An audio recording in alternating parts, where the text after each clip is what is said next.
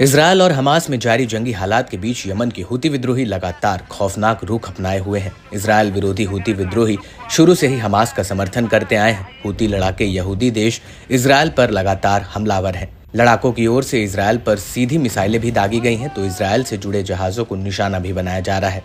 Iran समर्थित Houthi लड़ाकों ने पिछले कुछ दिनों से हमास लड़ाकों के साथ मिलकर इजरायल के खिलाफ ज्वाइंट ऑपरेशन भी किए।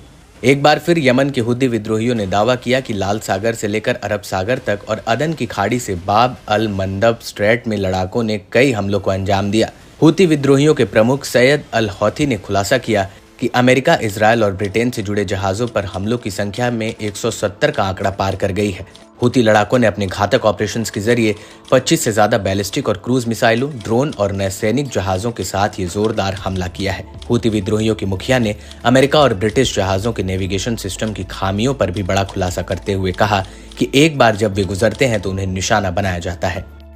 इस दौरान सैयद अल हूती ने हिंद महासागर में भूमध्य सागर में हूतियों के अभियानों को बढ़ाने की हुंकार लगाई। सैयद अल हूती ने घोषणा की कि ये इलाके अब यमन आर्म फोर्स के कब्जे में हैं। ऐसे में यहाँ सैन्य कार्रवाइयों को बढ़ाया भी जाएगा और ऑपरेशनों को तेज धार भी दे जाने का ऐलान किया जाएगा।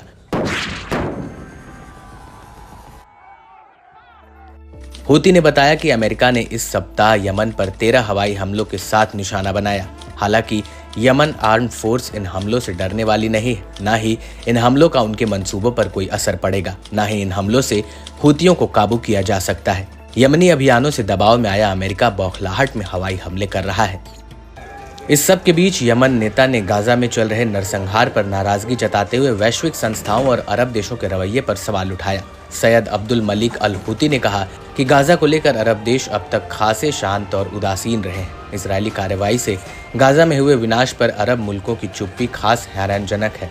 इजरायली एक्शन पर अरब देश कोई दबाव डालने में सफल नहीं हुए हैं। 9 महीने से ज्यादा हो चुकी भीषण जंग में इजरायल लगातार हमले बोल रहा है।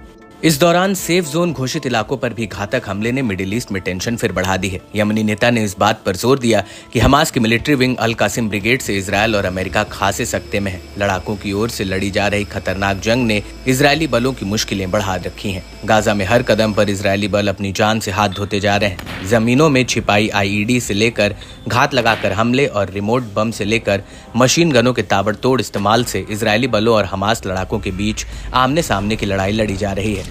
हूतियों ने दावा किया कि लड़ाकों के हमले तब तक जारी रहेंगे जब तक इजरायल गाजा में अपने सैन्य ऑपरेशनों को रोक नहीं लेता।